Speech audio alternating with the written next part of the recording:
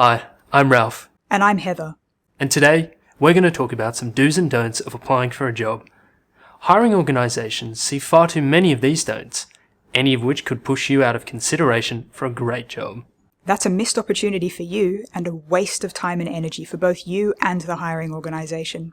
In this video, we're going to have help from our job seekers. Hi, I'm Oscar. Hi, I'm Pinky. Hi, I'm Ellie. And our employer. I'm Hugo, and I'm looking for a new team member. Someone who'll fit the needs and values of my organisation. We will think about the job application process in 3 stages: before you apply, making an application, and the interview. Feel free to jump between stages if you want to focus on a particular aspect of the process. Work on your job application begins long before you apply.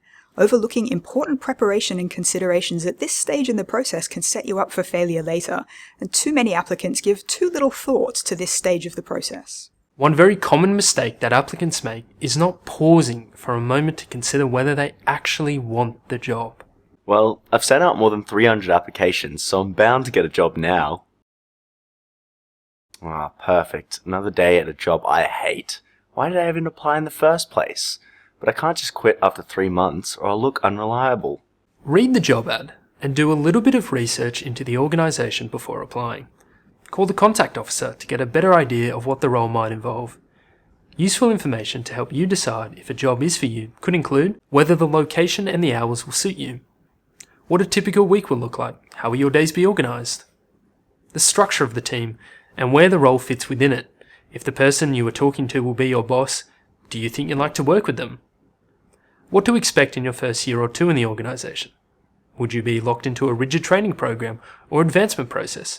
For example, it's not uncommon for graduate programs to run for 18 months or more. Can you commit to that? Or do you want the freedom to move or change roles faster? Well, it sounds like a great organisation, but from what you've just described, I don't think this is the right role for me. Good luck with the search. Phew, That saved me a lot of time and effort. A quick call before you submit an application, and even following up in writing if you have further questions, can address a lot of potential issues right away, rather than waiting to deal with them later at a more awkward time. Well, thanks for coming in today. Your achievements at uni are impressive, and we think you could be a good fit for our team. We want to get someone in straight away. How soon could you start? Well, I finish uni next month, so then I'll be able to take a year or so off to travel. It might be a bit quicker if I run out of money. Good to know. We'll advise all applicants soon. Don't assume that a potential new job will have the same working arrangements as jobs that you might have had before. A quick call up front to check that your expectations are aligned can save a lot of time and effort later. And so that's a typical week for us. Can you hear me okay? What's that noise? Oh, that's just my boat creaking in the waves. It's windy in the Mediterranean this time of year. When did you say I can start working remotely on flexible hours? I didn't.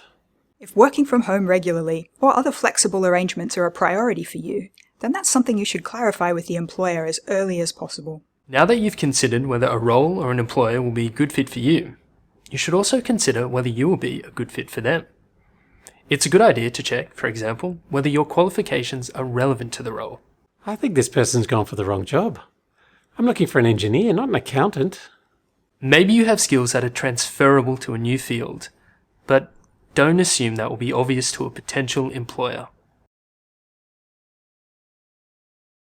It's easy to flick off 100 generic applications and assume that employers will be excited to meet you. But remember, that employer could be reading 100 other applications just like yours. Your application is your opportunity to show the employer why you are the perfect candidate for this role, and to make it as easy as possible for them to pick you out of the crowd. But you can try too hard to make your application stand out. It can be fun getting creative, but too much creativity could work against you for many roles. I don't think this person's the right fit for our brand. Present information simply and clearly so it is easy for a reader of your CV or cover letter to focus on the content, not be distracted by the formatting. But finding a nice template online won't help if you are careless about filling it in. They'll think I'm so professional with this cover letter template. If you really want a job, then it's best to write a tailored cover letter explaining why you're the best applicant. If you must use a template or form letter, at least read it over before you submit it to make sure you filled it in properly before you embarrass yourself. Equally, using an AI to write a CV or cover letter can be a big risk to take. Copy and paste the job description, specify I only want a page, and done. Time to sit back and relax. Okay, yet another application that looks like all the others. Their academic background, experience and passion aligns perfectly with a comprehensive job description. Same AI structure, same AI buzzwords. If an organisation wants AI-produced content, then they would probably just hire or build an AI. If a human job at a human organisation for a human person is being advertised, your safest and best bet is to write your own original CV and cover letter. When writing your own CV or cover letter, remember that the language you choose will set the tone for your whole application, and it will be assessed just as much as the skills and experience that you describe. Dearest and most noble employer, I write to you on this most hollow day in a most succinct and eager manner to submit for your studious review my interest for the advertised position as described on Seek.com on the 25th day of the month of February in the 2023 year of the Common Era. Attached herewith is my resume for your perusal. I excitedly await your gracious response. Pray thou shall not hesitate to expound on any matters you find vexatious by return correspondence, to which I shall attend most promptly. Is this person looking for a job, or is this some sort of scam? Most employers aren't looking for people who use the maximum number of syllables per word, or the maximum number of words per sentence. Use simple and plain English to make it as quick and easy as possible for busy readers to see why you're the person for the job. If your application is well presented and appealing, potential employers will associate those qualities with you too. Note the different impression made by these two cover letters, just based on the language and formatting. Cover letter 1 is immediately unappealing before the reviewer reads a single word. Cover letter 2 is attractively formatted, draws the reader in, highlights key points, and makes it easy for the reader, who you hope will be your future employer, to read and understand. Your CV is a way to highlight relevant past and present skills and experience. It should showcase your strengths and achievements, but it should also demonstrate that you know how to highlight just the relevant information for the reader.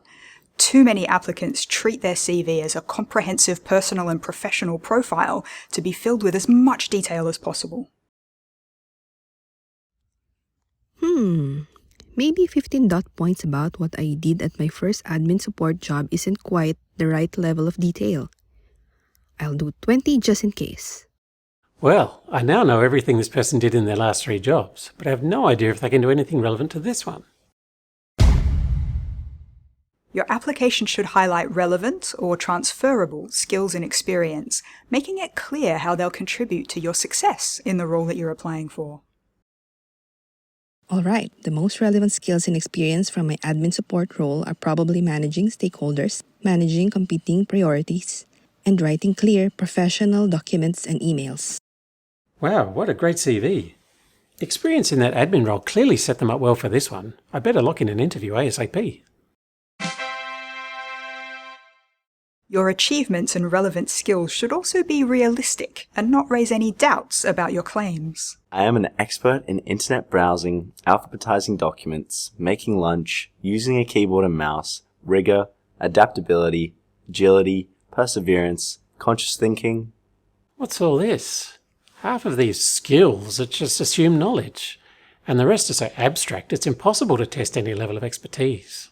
Highlighting skills is fine, but make sure that they're relevant to the job and can be practiced, observed, and verified in reality.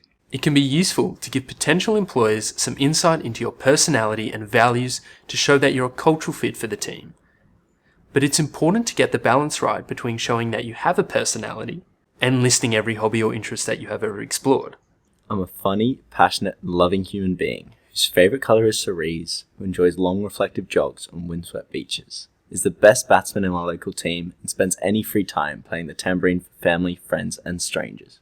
My love for the tambourine was born shortly after the war. It was a Sunday when I first picked up. Well, I know who to call if ever I need a tambourine lesson, but not to fill this role. All your previous work experience contributes to a potential employer's view of you. But some experiences will contribute more than others depending on the job. Alright, I'm looking for someone who knows recycling policy. Let's see what this person's done.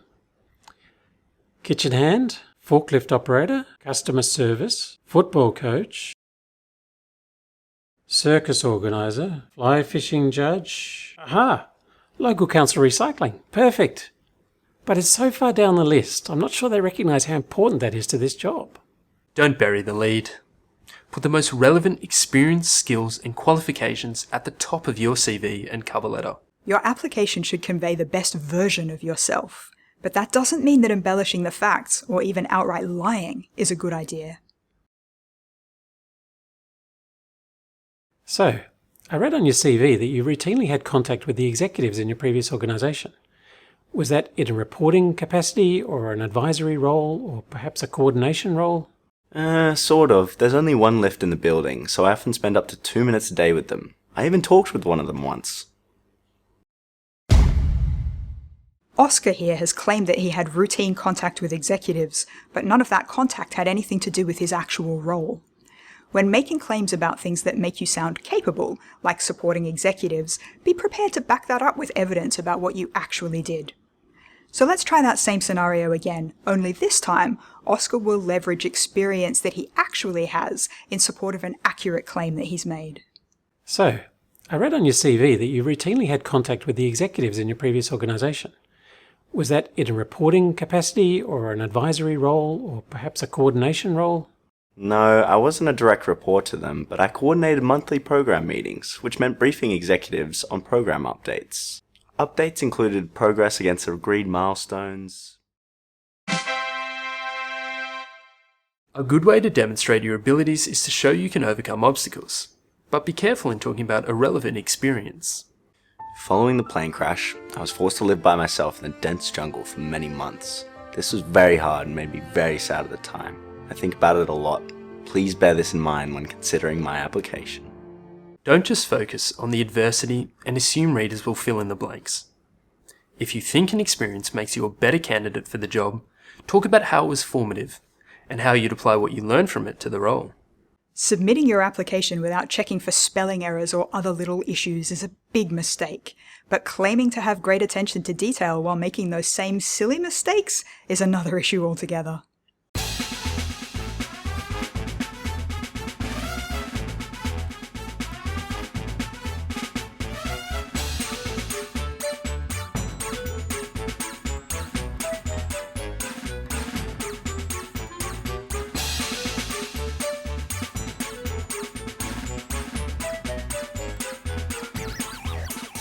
They've claimed they have an eye for detail and excellent written communication skills. What else are they lying about?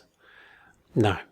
Proofread your work, or better yet, get someone else to proofread it for you, and don't claim to have an eye for detail unless you are 100% sure there are no mistakes in the next line. It's also a good idea to explain anything that might need explaining. Great experience. It's a shame they're in the wrong city. Maybe they applied for the wrong job? Shame. And it doesn't have to be an elaborate story either. Usually the truth is perfectly fine. Oh, he lives in Brisbane. Why is he applying for a job in Sydney? Oh, he's moving here in a couple of months. That makes sense. Welcome to the interview. Now that you've demonstrated you have the experience, education, and skills to qualify for the job, it's time to demonstrate you're the right person for the job. If an employer invites you to an interview, make sure your response reinforces their positive first impression. If your tone doesn't match the organization's expectations, they might decide you're not a good fit after all. Dear Oscar, thank you for your application for the role of Junior Analyst. We are interested to meet and learn more about you. Are you available for an interview this Friday the 1st of September at 2:30 p.m? The interview will be face-to-face in our office and will include a practical scenario-based component. Yep, Friday afternoon is good for me. What time? Any communication you have with a potential employer is an extension of your application. The safest approach is to match the tone and formality of their communications with you. Scheduling an interview is not the time to play hard to get. If it looks like getting to the interview is not a priority for you, they'll probably assume you feel the same way about the role. Thanks for the interview offer. I go on lunch break at 12:30 for 30 minutes on Fridays, which is the only time I'm available. I assume that's fine? I don't think so. First impressions in the interview are also important. Don't dress too casually and don't be late, but also don't be too awkwardly early. Hi, I'm here for the 2 p.m. interview. They're at reception now for a 2 p.m. interview. But it's not even 1 o'clock, I'm still in a meeting. And they've dressed like they've come from the beach. I think this will be a short interview. How you conduct yourself physically can also signal things like confidence, capability, and personality. Hi, I'm Hugo. Thanks for coming in to interview today. Thanks. Happy to be here, I guess. Not great. Maybe try it like this. Hi, I'm Hugo. Thanks for coming in to interview today. Great to meet you, and thanks for having me. I'm excited to chat today. Wow, what a nice office you have. And remember, although you want to present the best version of yourself in the interview, you should still be yourself. Interviewers are assessing you for cultural fit and deciding whether they want to work alongside you every day. The considerations for how you present yourself in virtual interviews are similar in some ways, like how you dress or smile, but there are some other factors to consider as well, like your background. Okay, I've got a meeting room booked. Got my jacket looking nice. All set to call the candidate.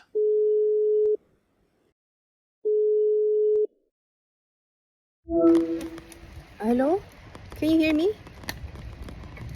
Sorry, you might have to talk a bit louder. If you're interviewing virtually, make sure that you're in a quiet and professional setting and be just as present and presentable as you would be in person. Okay, I'm set. For entry-level jobs like graduate or other junior positions, interviews are usually designed to test how you think, not how much you already know. Some of our key stakeholders are government departments. If you were in the role, what are some things to consider when dealing with them? Sorry, I didn't study political science at university, so I don't know how to answer that. You're not expected to be the subject matter expert in situations like this, but you are expected to be able to think through problems using the knowledge and experience you do have. You should also clarify things you're not clear about. Thanks for the question. Do you mean any specific department or departments in general? Good question. A general answer would be fine. Well, stakeholder engagement has some basic considerations that apply to any area, including government. But I know government departments are often very large organizations, so this would affect engagement by... The interview is the perfect place to demonstrate that you're genuinely interested in the role and the organization. But if you never ask any questions about either, the interviewer may assume that you're just not that interested. So that was the last of the questions that we had for you. Do you have any questions for us? No. Okay, thanks for coming in. Asking questions about the organisation, how they work, a usual day, or what activities the job will entail are just some of the many examples of good and easy questions that show you have an interest in the position. But if any of these might be deal breakers, such as an ability to work remotely, you really shouldn't have saved these until the end of the interview. This video has highlighted some common pitfalls and easy ways to avoid them. To summarise, here are our top tips to ace the application process. Ask questions and clarify. Be to the point. Know your audience. Present your best self, but still be yourself. And always, always, always check and recheck your application before you submit. Thank you for watching, and good luck with the job seeking journey.